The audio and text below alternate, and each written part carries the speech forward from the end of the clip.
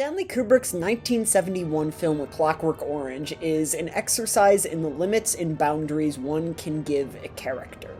This film's narrator and protagonist, Alex DeLarge, on the surface is an incredibly depraved individual. In fact, this film's first act is wholly dedicated in showing the audience the lengths of Alex's depravity. Although during the second and third act, something unexpected happens. As the audience witnesses the torture that Alex sustains by the hands of the government in their attempts to cure him, a strange level of sympathy is created for this monster. Despite the fact that we witness Alex commit some of the worst atrocities a human being is capable of, Stanley Kubrick is able to achieve the nearly impossible by creating sympathy for the devil. This film begins with the most iconic use of the Kubrick stare. Alex stares into the camera's eye and into our souls with a clear, vicious intent. Alex and his droogs spend their nights causing absolute chaos and mayhem.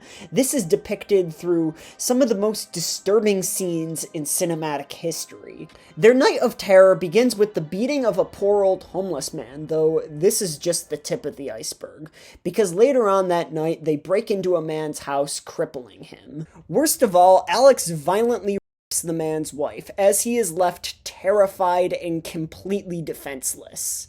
Almost all of Alex's entire existence is consumed by him feeding his most violent and primal desires, though there is a small shred of humanity that can be found under the surface, and that is his love for classical music, especially Ludwig van Beethoven. This is put on display in a scene where Alex hits one of his fellow droogs for mocking a woman singing Beethoven's Ninth. Although Alex finally receives his comeuppance when he assaults a woman in her home, accidentally causing her death. When pressed with the fact that he just ended a life, he seems remorseful, but not in a place of guilt for his actions, rather in a place of guilt because he had just been caught with first-degree murder, and he's likely going to spend the rest of his life behind bars. Considering the crimes that Alex has committed, this is a relatively just punishment for him. It is clear that he is not safe to be let out free in society, and that he is a danger to society.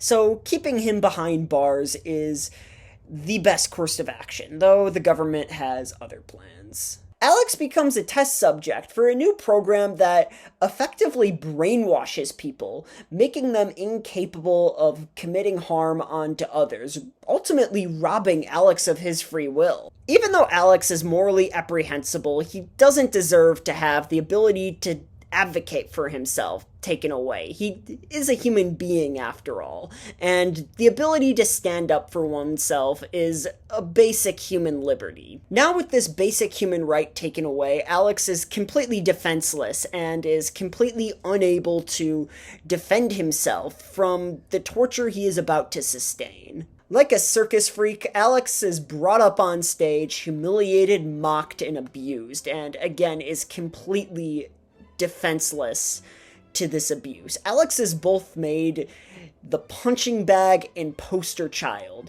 of this new government program. After the presentation, Alex is set free into society. Even though Alex must answer for the crimes that he has committed, this isn't possible since he has been reduced to this sad and cowardly state. In the government's attempt to be compassionate towards the criminally insane, they have inadvertently turned the clock back to the medieval period, where criminals were publicly humiliated and tortured. Alex directly sees the consequences for his actions when he reunites with the husband of the woman that he brutally at the beginning of this film. It is revealed that Mr. Alexander's wife passed away shortly after the attack, likely due to the shock of the event. Through this film's clever writing, Alex inadvertently reveals himself as the man who is responsible for the death of Mr. Alexander's wife. Despite the fact that Mr. Alexander was originally against the torture that Alex sustained by the hands of the government, he eventually grows hellbent on avenging the death of his wife. On the surface, and without the context of Alex's current predicament, it would be pretty easy to be on Mr. Alexander's side. In fact, a large part of me is still on Mr. Alexander's side, despite the fact that Alex has had his free will robbed from him. As stated earlier, Alex's appreciation for classical music gave the audience a small shred of what might be Alex's one humanistic quality. The government, unfortunately, turned that against him, and now he is physically averted to it. Mr. Alexander uses this now founded aversion against Alex as a form of torture. This drives him to attempt. Although Alex survives this ordeal, now under medical care, the government realizes the error of their ways and decides to undo the brainwashing done on Alex and restoring him to his old self. It took Kubrick the entirety of the second and third act to build up and create this strange level of sympathy the audience has for Alex, though it only took him a matter of minutes to completely destroy that sympathy. The movie ends on this note. Although the book by Anthony Burgess expands on Alex's fate, similar to the movie, Alex decides to return to a life of crime, but finds it doesn't give him the emotional rush it used to provide. This causes Alex to give up the life of crime. Most importantly, this decision was made on Alex's own free will.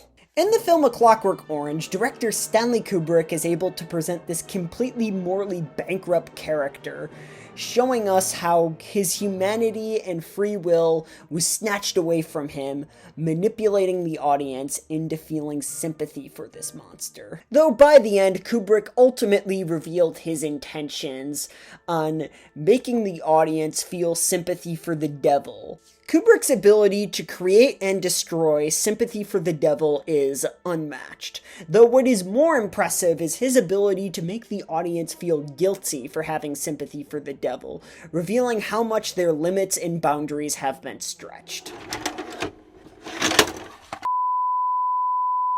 So, I hope you enjoyed my latest video essay / film analysis.